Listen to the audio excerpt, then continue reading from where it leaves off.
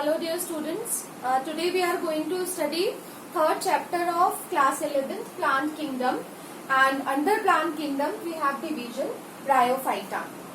Bryophyta are the group of plants which are commonly called amphibians of plant kingdom. Amphibians of plant kingdom. We know very well that amphibians are those animals which can live, those vertebrates actually which can live in water as well as on the land. But in case of Bryophyta, plants cannot move, they are stationary, but they are called amphibians. There is a reason behind. Because these plants need a film of water for fertilization.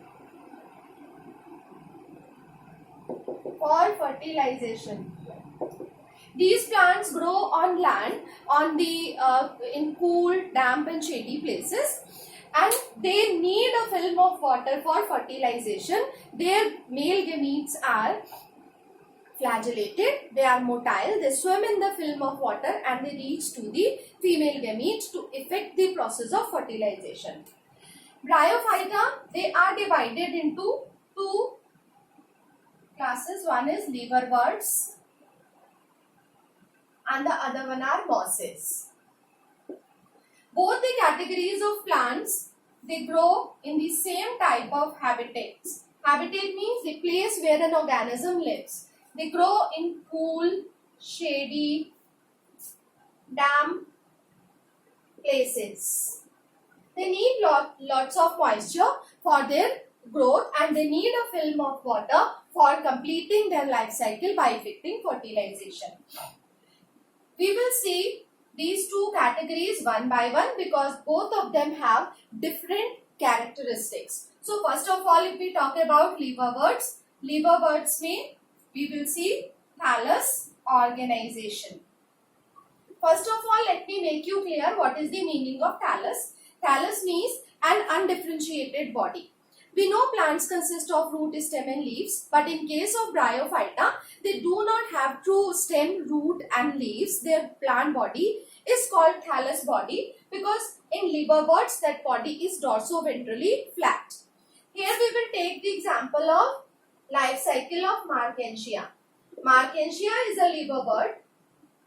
Even Rixia is also a liverwort. But here we will study Bryophyta with reference to Marchantia. So what is thallus organization? Their thallus is dorsoventrally flat. They are closely pressed to the surface of the substratum. They are mainly growing on the hilly areas and all the cool and damp places. Dorsoventrally flat, it is parenchymatous. Consists of tissues, it is green and it is has autotrophic mode of nutrition. Right? Thallus is completely green. Now you will see, when you will see the structure of thallus, it is dichotomously branched. This thallus shows dichotomous branching, like this kind of notch, this central notch. This type of branching, it is called dichotomous branch. Just I have drawn it on the board like that only. It is closely pressed on the surface of its substratum. It is not standing vertically. It is horizontally located on the substratum. And in the mid area, it consists of a groove. And if you see the upper surface, from upper surface you will find this green flat part and this groove you will see. But if you will see the lower surface, same thallus, when you observe from the lower surface, you will find there are fine hair-like, thread-like structures densely located throughout the this groove or throughout this line. Right? What are these thread-like structures? They are called rhizoids. Rhizoids are not true roots, but they have same function as roots in higher plants. They help to attach this plant firmly on the surface, as well as it helps in the absorption of water and minerals. Because this entire thallus is green in color, so it is having autotrophic mode of nutrition. Chlorophyll A is the dominant pigment present in them.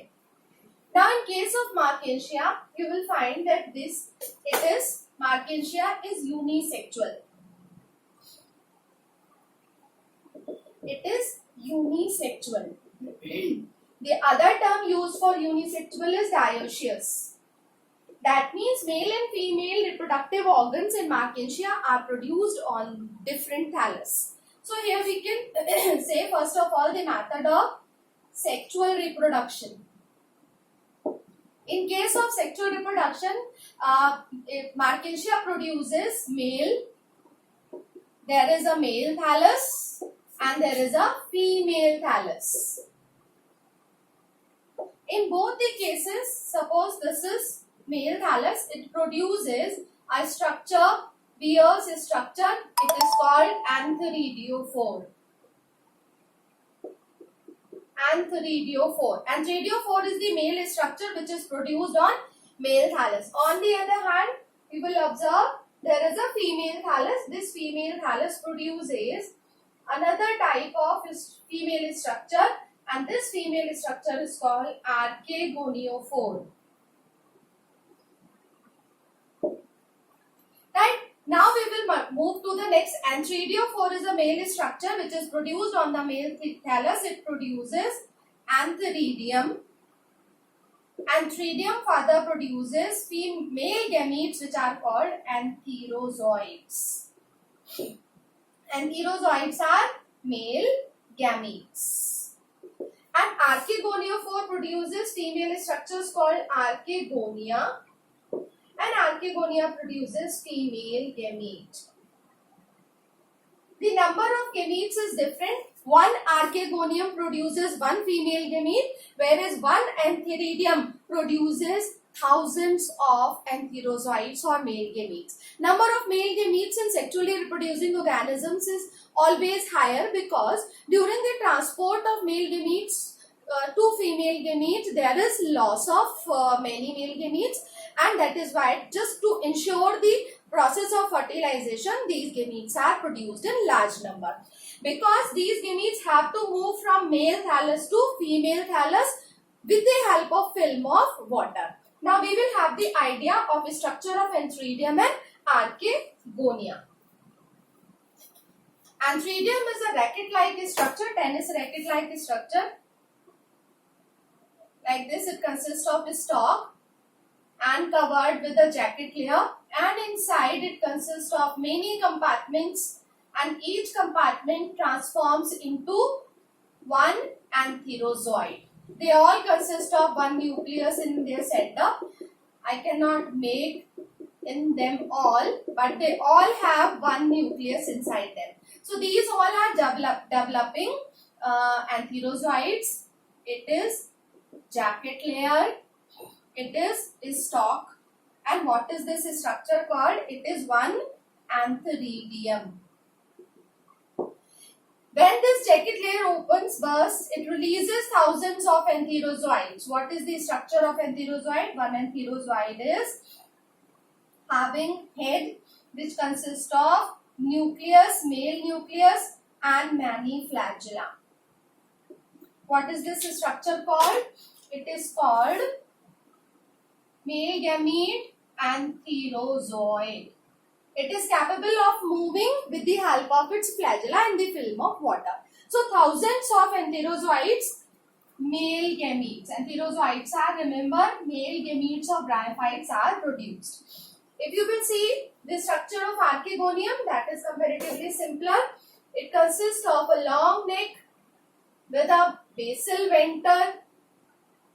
This is called venter, and this neck consists of 6 to 8 cells.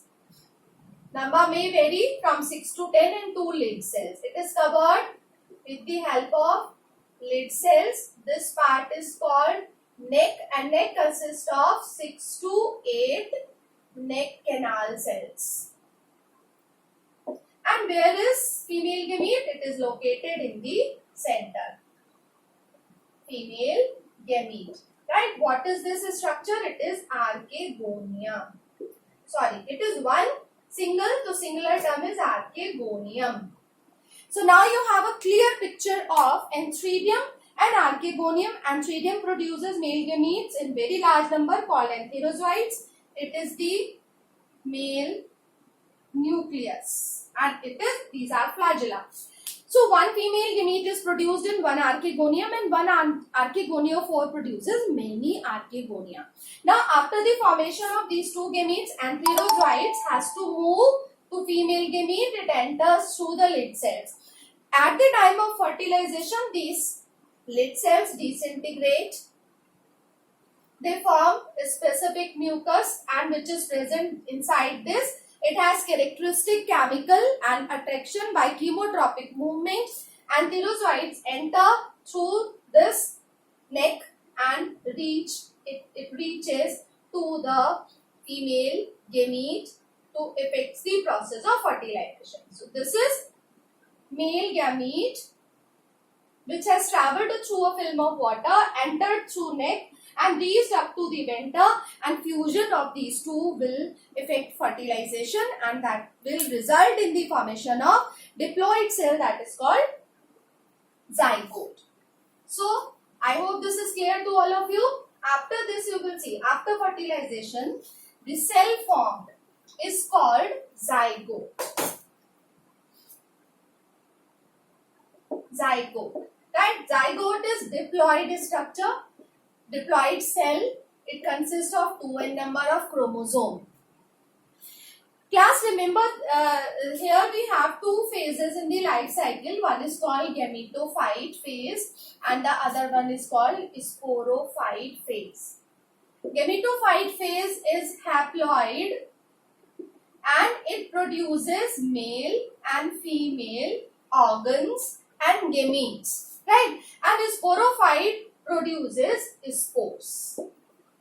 In the life cycle of bryophyta, both the phases are present. When we start from male and female thallus, that phase is gametophyte, which consists of n number, that means haploid or single set of chromosomes. So all these structures, archegoniophore, archegonia, anthridiophore, anthridia, and antherozoid and female gamete, they all have n number of chromosomes. But after the fusion of both the gametes, diploid cell phase starts. So this phase of sporophyte phase starts from zygote. So there is the beginning of sporophyte phase with the formation of zygote. Right? This zygote forms sporophyte and this sporophyte is called capsule.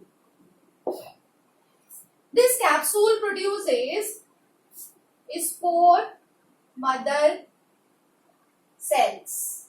These cells undergo meiosis and produce spores. Right? So after the formation of spores, again this stage is going to be haploid because meiosis will reduce number of chromosomes to half. So these SMCs have 2n number of chromosomes and these spores. These spores germinate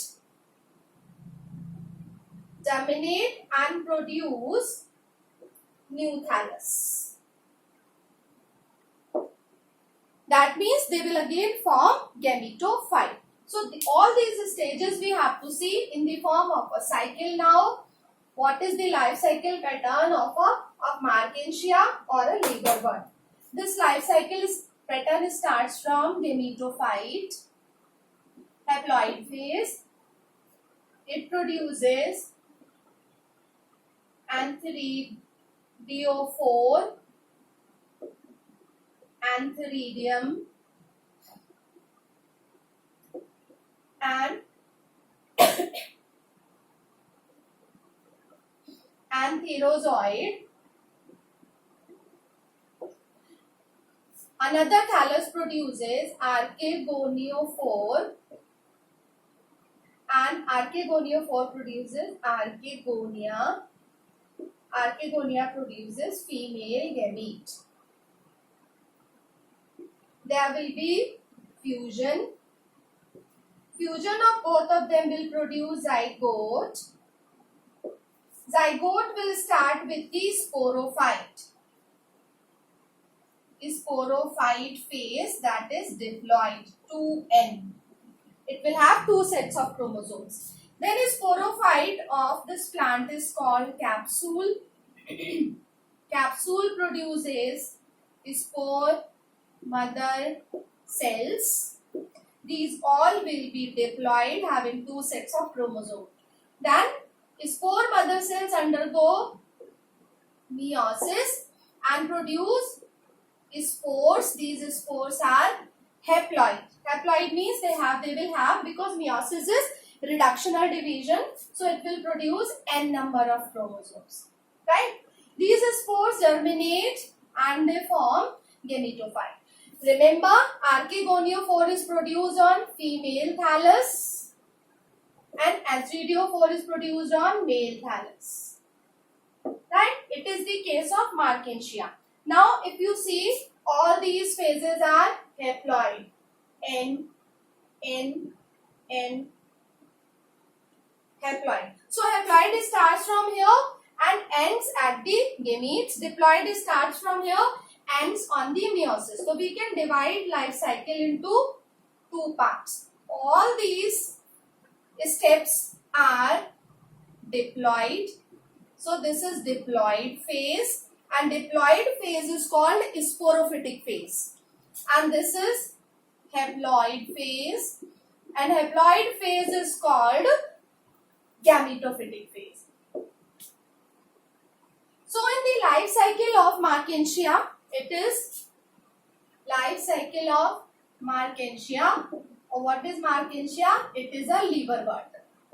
You can learn liverbirds with the help of this life cycle pattern. Now, what is this life cycle pattern called? Because both of them have haploid and diploid phases, it is called haplodiplontic type of life cycle pattern.